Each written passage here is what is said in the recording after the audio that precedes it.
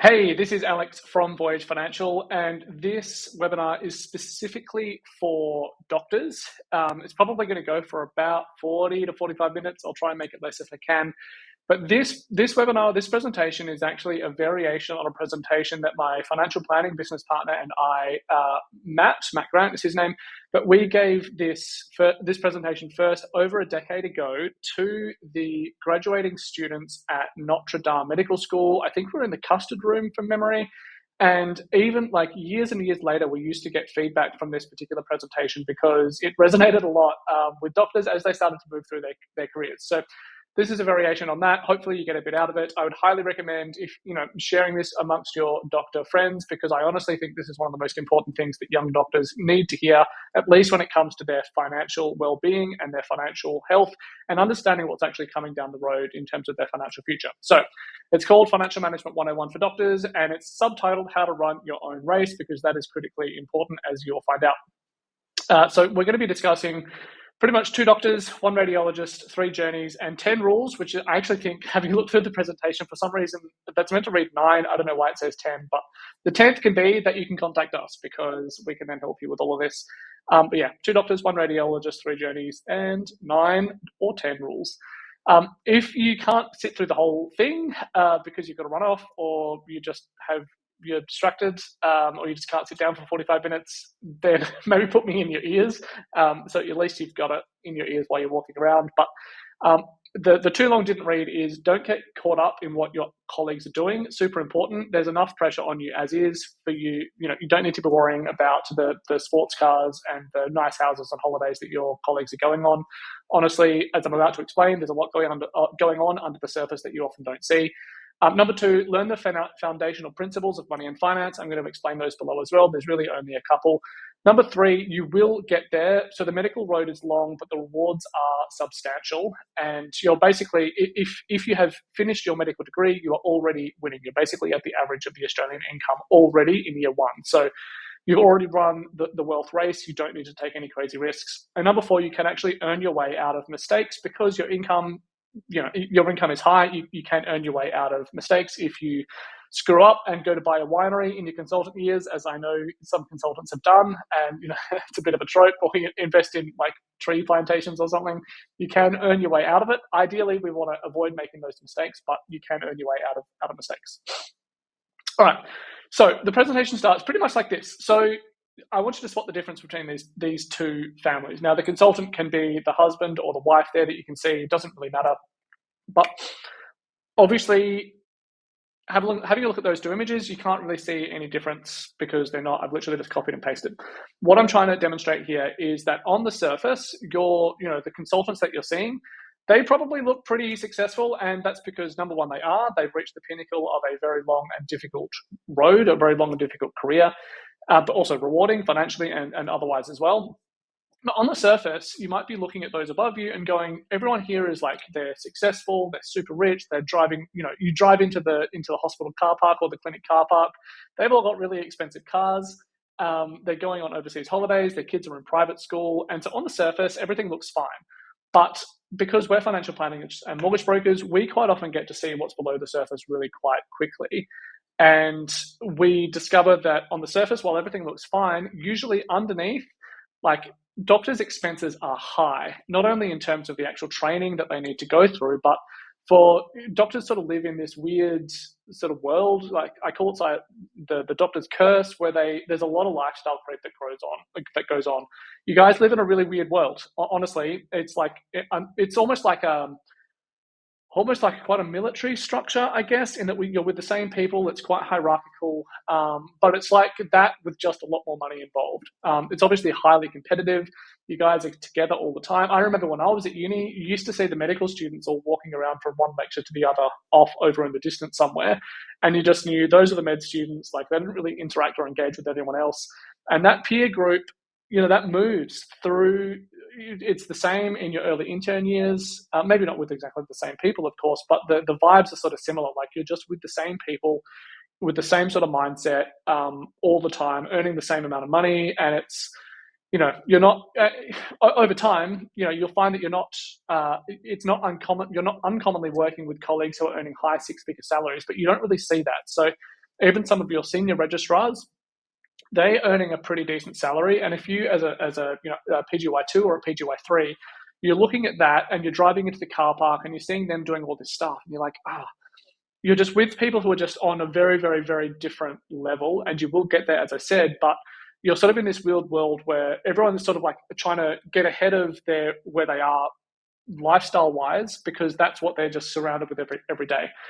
Everyone chats, everyone knows each other, and this really leads to what I call lifestyle creep, where everyone has a nice car, has just been on an amazing holiday, has just settled on a beautiful home, and if you're trying to, if you start playing that game, it can lead to a doctor being permanently poor. And what I mean by that is you're earning plenty, but you'll put the kids in private school. You've gone for the most expensive house you can. You've gone for a car, and that car you haven't purchased that outright. Quite often the consultants that you see, they're on lease, they're on loan, they've taken out novated leases, and so their expenses are super, super, super high because they're living this lifestyle that they maybe they deserve, or they probably do deserve, because you guys work super hard. But it's sort of like they're having to just underneath the surface. In the previous slide, I called it the graceful swan. Everything on the surface, everything looks calm. Underneath the surface, like they're just paddling like mad. And the clearest example I can give of this, or the story that for me that sticks out most in my mind, was really early on in my mortgage broking career. I got referred to, this is just after I'd sort of started really focusing on medical, but I got referred to a consultant who was living, if you're from Perth, you'll know these suburbs. If not, you might not, but he was living in Peppermint Grove. They were living in a rented house. I got referred out because he was with CBA Private, and he was in the process of building out a property in Dalkeith. So he purchased land in Dalkeith. He was building there, and he was building like a beautiful, beautiful property. So he was renting in the most expensive suburb. His kids had all been through private school. They were now adults, and his adult children were now starting to have grandchildren.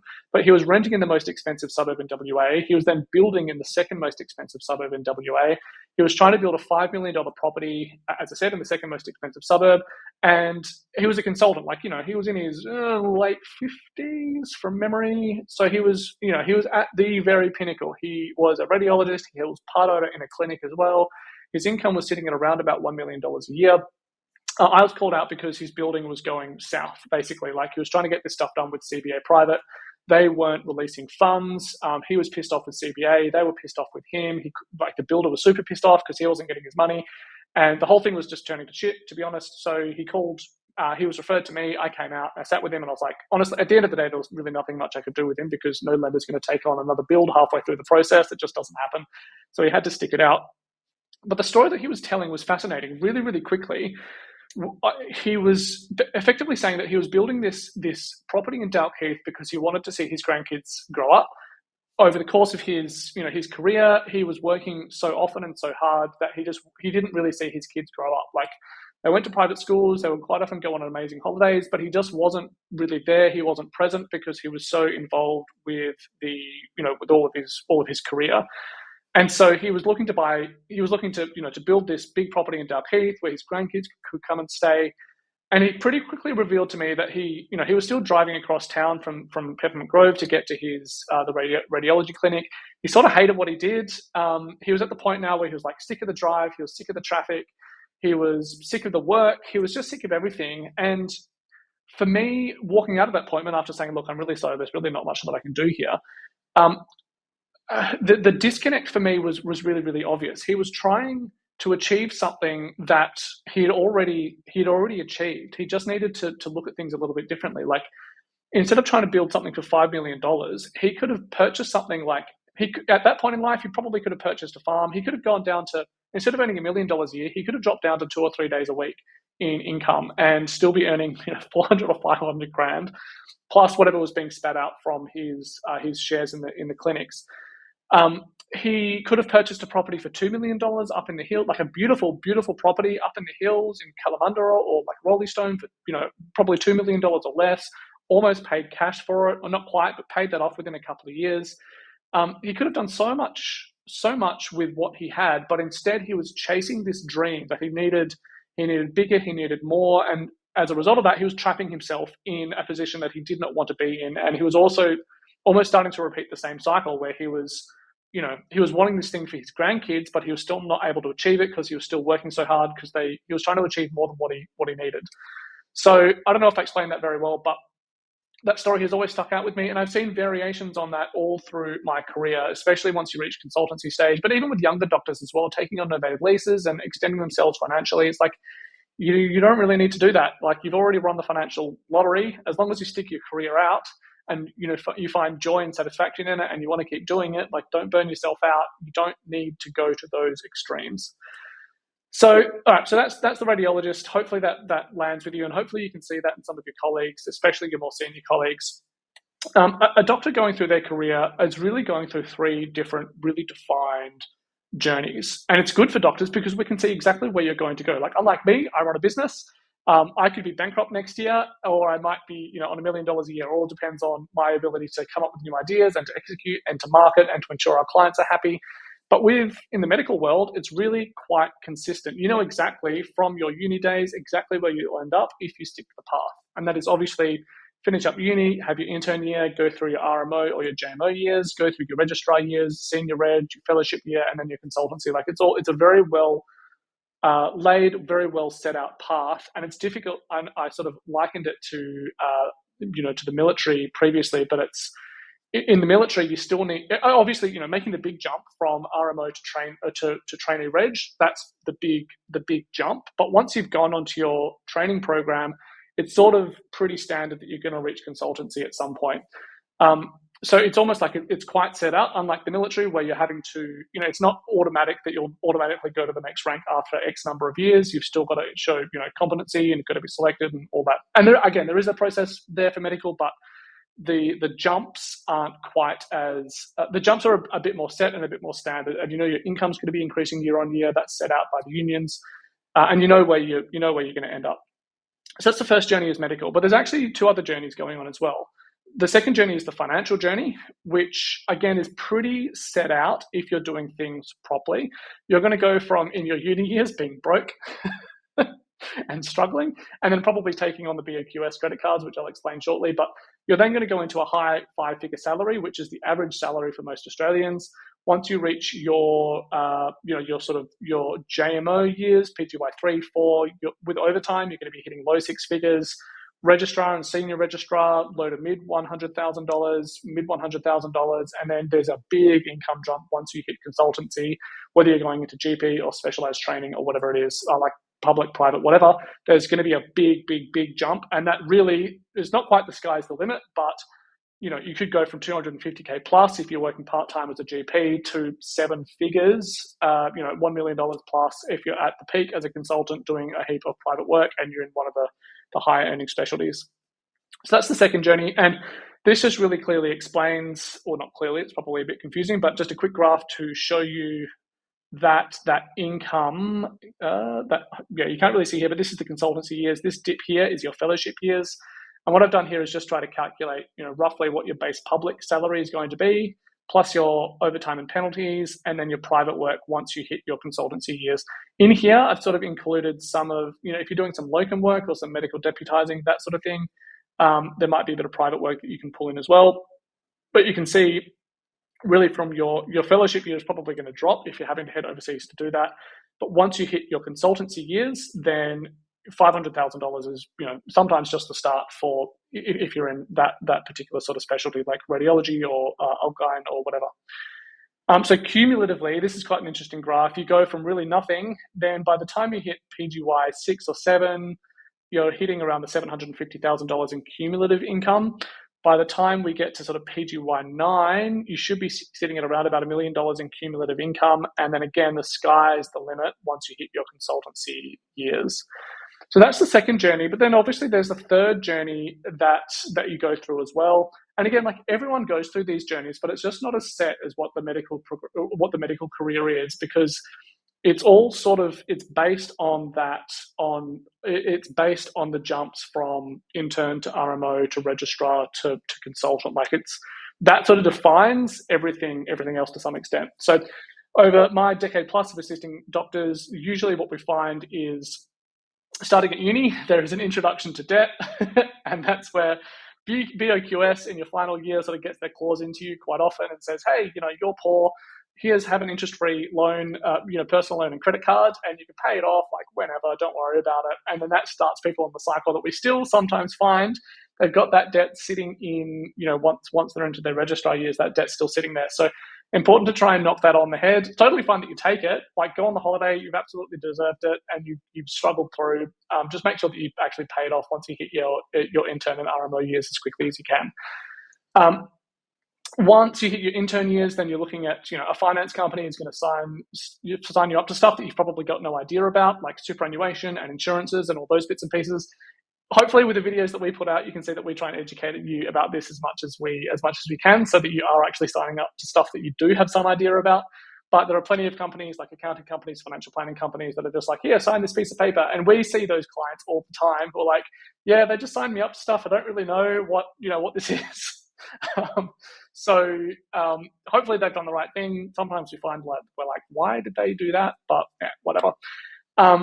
You're also then going to become tempted by novated leases in your intern years and RMO years. Typically try to avoid that if you can, although we can have that discussion more specifically with you to see if it suits your circumstances. Once you hit your RMO years and registrar years, that sort of area, we'll probably be looking at your first home. Once we hit your RMO years, you're probably going to realize how expensive being a doctor actually is.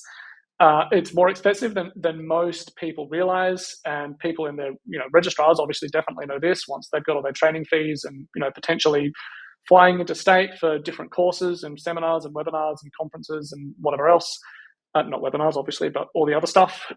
Once you hit your registrar years, then very much so, especially for the women, you're starting to manage kids. You're probably 27, 28, 29, 30. That fertility window is very much open.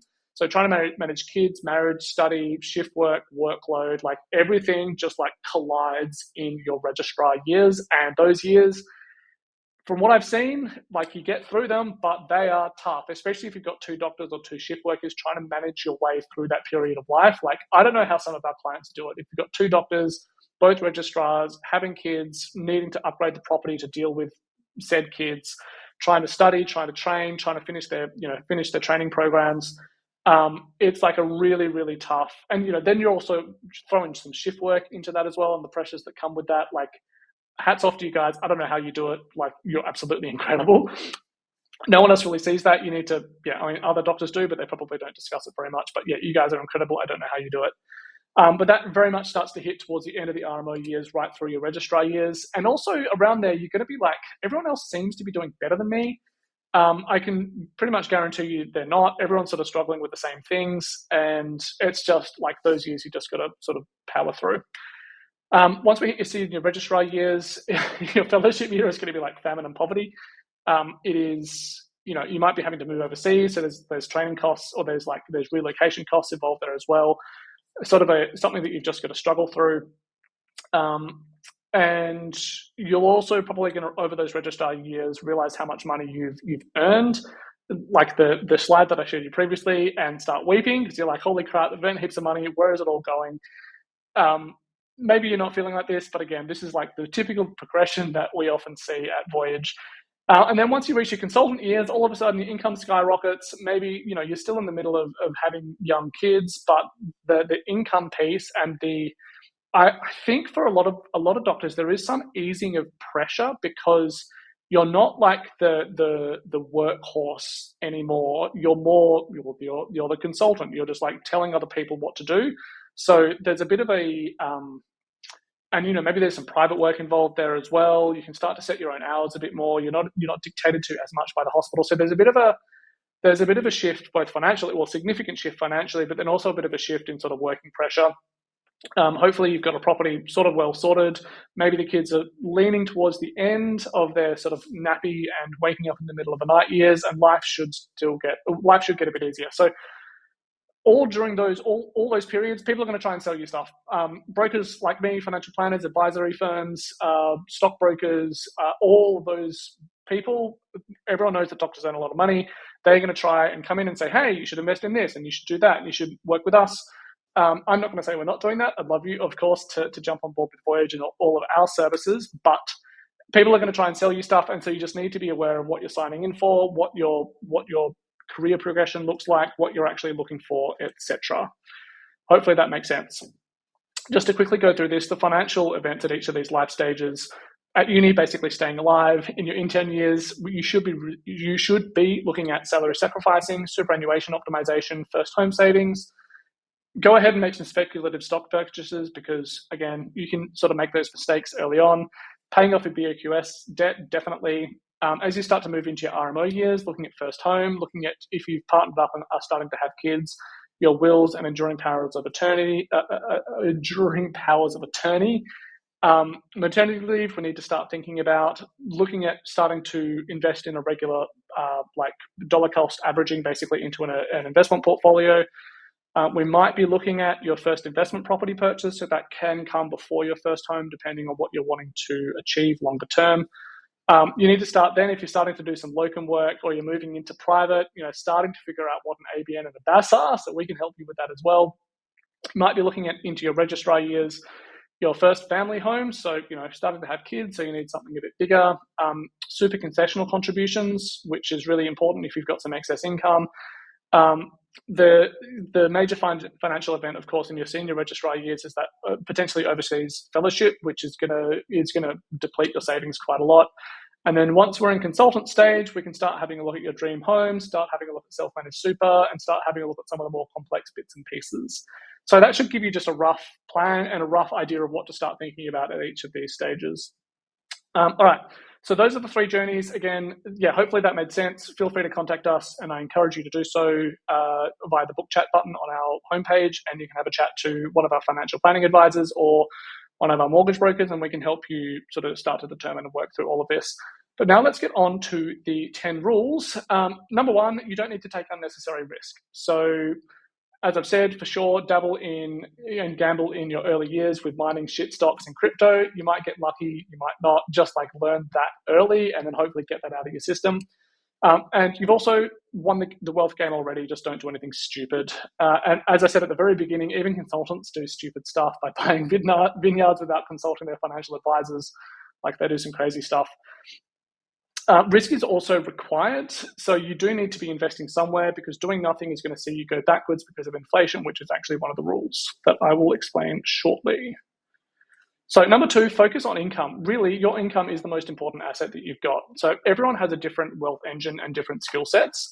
So for example, if you're tradie, you're probably doing pretty well at the moment with the housing and the building shortage and crisis, but tradies, in order to grow their capital, might buy and renovate something themselves because they have the contacts and the skills. They know how to put together a cabinet, they know how to do plumbing, they can wire a house, they've got all their mates in different industries, and they can get stuff cheaper. Engineers, we might be looking at something like, and I'm stereotyping here somewhat, but they might be looking at something like a property subdivision, because they can just drill down on data and variation and likelihoods and outcomes, because they've got the analytical and Excel skills to actually have a look at variations on, if they were to subdivide, potential property prices, where the property market is going, what different skills and industries are going to cost as they do that subdivision. For me, I've got a background in commerce and psychology qualifications. I just am totally suited to business. I love talking about it. I love doing it every day. I love the marketing. I love the systems. I love the process. So that is me all day long, and that's how I'm building my income and my capital. Yours is income through work. And again, a reminder, you're already ahead on day 1. But basically what we're wanting to do is you've got your income. That is going to have a surplus, hopefully all the way through your career. We want to take that surplus and we just want to allocate that to passive investments. So, so that you can start working part-time or find something that you really enjoy in the medical space. But I would typically discourage you from getting too involved, unless you just hate medical and you want to get out of it. You can earn a great income, and then all we need to do is just pick up that surplus and start investing it somewhere. And that's going to put you in a really great spot. It's going to make sure that you've got a really great house. It's going to make sure that you've got plenty of passive income coming in the future. You don't necessarily need to go into business because you probably don't have the skills for it. It's a whole skill set by itself. You don't really need to be renovating. You don't necessarily need to be doing property subdivisions, because that can get quite involved as well, unless you just pay someone to just do it for you. Buying buy and hold investment properties is not a bad idea. Setting up some stock portfolios or a stock portfolio, not a bad idea. But honestly, that is where you should be. You should just be focused really on work. That's your income. That's your skill set. That's the big thing, the big ticket for you. Number three, the earlier you start, the better you're going to be. So compounding interest matters. Our brains have not evolved to understand an abstract future. So this is, I do this every day, but this is something that I struggle with as well, like understanding wealth in 20 years. And the earlier that you start, the better you're going to be. It's hard for us to envisage a number that's 20 years away. Our brains just haven't evolved to do that. Like, forebrain, hindbrain, midbrain, whatever. Like, there's no part of our brain that really understands that well. So investing early and then seeing nothing happening, especially like the first 5 or 10 years of investing, like, oh, nothing's happening, nothing's moving, this is boring. And our natural human tendency is to want to like change and do stuff and make stuff happen, like prod things to see what happens. You don't need to do that. Just all we're doing is, again, we're taking that surplus from your high income. We're just investing that. And over time, it's going to become something quite big. Number four is to understand what an asset is. So an asset is anything that adds to your wealth. So cars, boats, jewelry are not assets, even though if we're doing a finance application, we've got to list those sort of things down as assets. They're actually not assets. Your most powerful asset is your skill set and your ability to generate and drive income. Don't take debts for liabilities, or don't take debt for liabilities, like buying, don't buy a boat. It's like a classic trading thing, right? Like you start earning some money and then you buy a boat on loan. Don't do that. It's a stupid thing to do. There's basically two types of assets, or two types of return that we can get from an asset. That's either income or capital. So on the income side of things, we're looking at rental property, shares, like the dividends that come from shares, and then your skills drive an income. In terms of capital, we're looking at the rental property, and this is why rental properties are really popular, because they drive income and they also drive capital. And the same with shares, income and capital. And there's also a piece about leverage, which I think I've got on the next or 2 slides down. Your owner-occupied property is obviously not driving income, but it is driving, there should be some capital growth over time. Superannuation is capital, term deposits are capital, keeping money in cash. I'm covering it there, but cash is not a very good way of returning capital, but it is a way. It grows over time, but it just grows less than inflation. So you're actually losing out money there, which leads me to my next slide, which is understanding inflation. So inflation eats away at your wealth, and you need to stay ahead over the long term. If you've got your wealth in cash, as I said on the previous slide, you're actually going backwards. Wealth in term deposits, sort of the same thing. You're going backwards just at a slower rate. Wealth in property that you live in. So, if you've got your property and you're just paying that off and you've got some cash in offset and maybe in redraw, that's a really good base. If you've got wealth in property that you live in, plus a bit of some money in the share market, and you've got maybe an investment property and the property that you live in, that's like a really good scenario. And you're in work that you enjoy and that gives you, flexibility and meaning and freedom and some element of that. That's really where we want to get you to, because that's what most people want, is some measure of freedom, financial security, knowing that things are going to get better in the future, making sure that things are better for our kids. Like, that's really what you might be different, but fundamentally that seems to be, what most people want, is like happiness and meaning, and to know that things are getting better. Rule number 6 is to understand leverage, or ensure that someone understands it for you. So I'm not going to spend very long on this slide, but leverage is wildly misunderstood. And I'll give you a brief example here. So hopefully this makes sense. If it doesn't, then that's fine. Don't worry about it. We can explain it, or we can just ensure that, we understand it on your behalf. So if you've got capital of $100,000, let's say you've got $100,000 in the bank, and we're looking to invest it to get a return somewhere. We haven't borrowed leveraged, i.e. borrowed. We haven't borrowed or leveraged it at all. So the total borrowed is $0, total invested is $100,000, and the total return, let's say if we were to borrow, then we've got, we're going to have to pay that money back. So we're not borrowing anything, there's nothing to repay. So the total return, if we're investing at 10%, is $10,000 over the course of, let's say, one time period or 1 year. So we've invested $100,000 in something, in an asset, and then a year later, it's returned as $10,000. So our return on investment is 10%. Our return on capital is 10%. Now let's see what happens if we actually leverage that a little bit to 50%. So we start with the same amount of capital, $100,000, but this time we've leveraged 50%. So that means the total borrowed is $100,000. So the total invested now is $200,000. If this doesn't make sense, that's totally fine. But yeah, we can explain this and hopefully it'll become clearer because I've got one more example, I think, after this. Basically, so, we've now invested $200,000 because we borrowed $100,000, and this is totally fine. We can do this definitely with property. We can also do this in certain investments for the stock market as well. Although the stock market is more volatile, there is more risk that you're going to get basically what's called margin called. Again, you don't need to understand that necessarily. But let's say, so we've now got $200,000 invested. At the end of the investment time period, that $200,000 has returned the same. We're just using 10%, is consistent all the way through.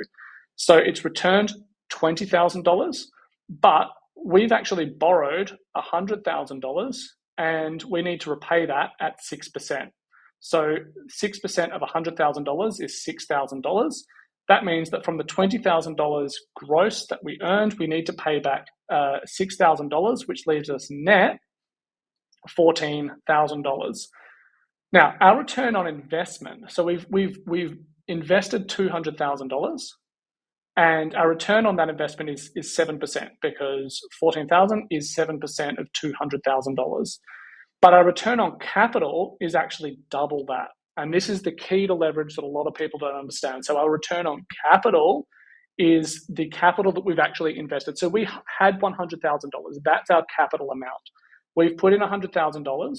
We've returned $14,000. And so the return on the capital that we've actually invested is 14%. Now, we've had to take some risk on there because we don't know if we're going to get that 10%. We know what our borrowing costs are. And I've taken some other bits and pieces. Like I've tried to make this as simple as I possibly can. It's still a little complex, but I've tried to make it as simple as I possibly can. So there's some potential other costs that I've not accounted for here. Like in property, for example, I've not accounted for stamp duty. So there is some risk here, but the return on capital, I'm only describing leverage, not whether it's a good idea or not. The return on capital is 14% because we've returned $14,000. That's 14% of 100,000. So to cement this once more, let's take it up to a further leverage point. So same, $100,000, and we can only do this really with property. $100,000, we've now leveraged 90%, which means that in total, we can borrow 90%. We can borrow $900,000. So we've invested $1 million is our total investment pool. The leverage to 90% means that our initial capital is 10% of the total amount that we've got invested. So our total return, again, is still the same, 10%. So on $1 million, we have, over the course of maybe 1 year, we've earned 10% back, which is $100,000. Now, $100,000 is great, but we've still borrowed $900,000, and so we've paid interest on that. We've got to repay that, and so that comes to $56,000. That leaves us with $44,000 as an amount left over. The return on investment, therefore, $44,000 against a $1 million investment is only 4.4%, but the return on capital is actually massive. It's 44% because $44,000 compared to the initial capital amount that we put in, we're actually we've multiplied the amount that we've got that the capital has actually returned. I've got one more example here, which I won't explain in full like I have the previous ones, but if we take an extra 5%, which is what doctors can do on property, so this really relates to property, we can put in a small amount, we can leverage as much as we possibly can, understanding the potential risk that we're taking on. And you can see here, there's an 86% return on the initial $100,000 that we put in. So again, there's additional risk that we need to take on. But what a lot of people will look at if they've purchased the easiest example for this is to equate it to property. So we've purchased a $2 million property, and what most people will look at is the actual property value going up. So they'll say, we bought a property for $1 million or $2 million, and a year later it's worth, let's say, $2.1 million, and so it's gone up. Or let's say $2.2 million, it's gone up 10%. So that's the return on the investment. But the most important part that we need to consider here is the actual return on capital. Compared to what you put in, how much are you actually returning on your initial capital amount? And that amount is vastly, vastly different. So this is why, looking at property prices and having a look at values of property prices is not really that relevant at all, because you've got to understand that it's only a very small part of the picture. The bigger part of the picture is, well, what's the actual return on the capital that we're putting in? Not going to explain any more about that, but hopefully it gives you an understanding of how important leverage is and how much of a difference people who understand it how much of a difference it makes in your wealth. All right, getting towards the end. So understanding the relationship between risk, return, and time. So investing is a relationship between risk, return, and time, and it can be reverse engineered. Basically, like, this is one of the fundamental, the foundation of money management and investing, really. So when we've got more time, we can take lower risk for the same return. So to put that in a graph or a table, if we're looking at, let's say in what have we got here, needed in 30 years. So let's say in 30 years, we want to retire with $100,000 in passive income coming from investments somewhere, let's say from a share portfolio. So the return that we actually need there is, let's say that's returning 5%. So, $2 million, we want that to be kicking out 5% in income paid out every single year. That's pretty conservative. That's shouldn't be too difficult to achieve, but we need a $2 million capital amount for us to be able to do that. And if we need that in 30 years and we're starting with $100,000, then the risk that we need to take to get there, and by risk I mean we can calculate, if we're looking at investing in a share portfolio, over time, this is how well Australian stocks do. Over time, this is how well international stocks do. Over time, this is how well the big banks are going to do. Over time, this is how well the shitty, the mining stocks or the really small companies, speculative companies are going to do. There's a large amount of risk with the smaller companies because they may do really well or they may not. With the bigger companies, they're going to grow slower over time, but there's much less risk because they're big behemoths like Coles or Woolworths or BHP or Commonwealth Bank, for example, like the big blue stock companies. We know pretty much what they're going to return over time, outside of any global factors, but even then over time, they will return to sort of the median. So we know that, if we need it in 30 years, we only need to take a 10% risk. Now, if we are wanting the same outcome, but we've actually got less time to do it in, so we're wanting $100,000, we still need $2 million in capital because $100,000 is 5% of $2 million, and that's a pretty safe and reasonable amount for a fund to be kicking out year on year. Let's say we need that in 15 years. We've still got the same starting point, but all of a sudden our risk, the required risk that we need to get to $2 million, starting from $100,000, has actually doubled. So going back a few slides, like that cumulative effect, compounding effect, the earlier we start, the better we are. Even if we're only investing small amounts, it compounds significantly over time, and it means that over time we can take significantly less risk. Hopefully that, again, makes sense. Number 8, sort of getting back onto more heart matters, understanding you and what you want. So understanding what do you actually want or need to be happy.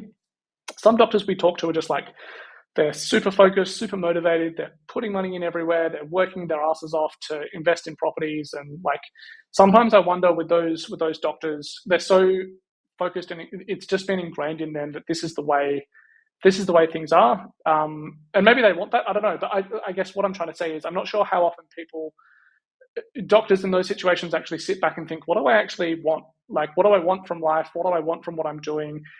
Quite often we get people coming to us and saying, hey, where should we start investing? And it's well, I don't know, how long is a piece of string? What do you actually want from your life? What are you trying to achieve? Are you wanting to just have a quiet life in the countryside? Or are you wanting to, do you want to own properties around the world?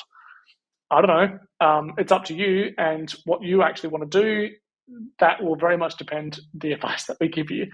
It's a funny question. We get it all the time. Hey, what should I do, or how should I start investing, or what should I invest in? Should I buy an investment property? It's I don't know, maybe. Do you want to do that? What are the outcomes, potential outcomes? And obviously that's sort of what they're asking deeper down, but the surface level question is, it's always an interesting one. So understanding what you want. So can you sleep at night with money at risk? In a lot of money in a crappy mining stock or in crypto, can you sleep if that's the case? It's important for you to know that financial decisions are trade-offs. It's always a trade-off between lifestyle now and lifestyle in the future. I get asked this question all the time, should we buy something cheaper a bit further out that potentially, is cheaper, it's going to give us more money, it's going to give us more, sort of financial breathing space? but less lifestyle, or do we purchase something a bit more in a city or a bit more like, you know, in the nicer suburbs? It's going to stretch us financially, but it's going to give us a much better it's going to give us a much better lifestyle, potentially access to better schools.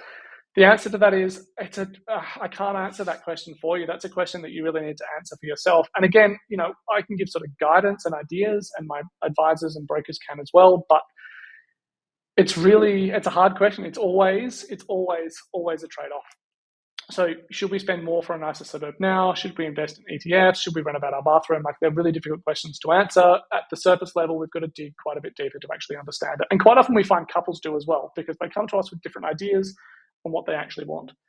Okay, so this is the formal number 9. There is no 10, as I said at the beginning, although the 10th is come and contact us. That's the 10th rule, is to come to Voyage. Just know the services that you'll need over your career. So if you're running a business, you need accounting. If it's more than just your income, what do I mean by that? More than just your income tax. So, I mean, so you can potentially, if it's just income, then you can just do your tax returns online. If you're needing anything more than that, if you've got share portfolios or trusts or whatever, you're going to need some tax advice. If you're trying to figure out your income protection, super, investments, and where you actually want to end up, definitely financial planning. If you're looking at home loans, investment, if you're looking at buying a practice or a business buying, definitely, probably lending combined with financial planning, combined with tax and accounting. That's quite a lot, especially for that practice buying piece. If you're looking at an investment property, people come to brokers and say, hey, where should I invest? We're good at the finance side. We're not in the we don't necessarily know where the best place is to buy, because that's like a whole industry to determine what suburbs are up and coming, what local councils are doing, which suburbs are being gentrified. Like, that's really property advisory. So it's sort of we can give some ideas, but it's really a separate space. All right, that's the end of that. I got to under 45 minutes. Hooray for me. I would love for you to go to our website and click on the book chat button. We've got plenty of advisors that would love to have a chat to you about lending, financial planning, superannuation, your BOQS debt, planning for maternity leave, buying your first home, buying your first investment, whatever it is, we'll be able to start to guide you through that process. And it's pretty quick. Just book a phone call. We can just chat for 15 minutes to see if we're going to be the right fit for you. And looking forward to talking to you, and hopefully you become a client of ours. Thanks.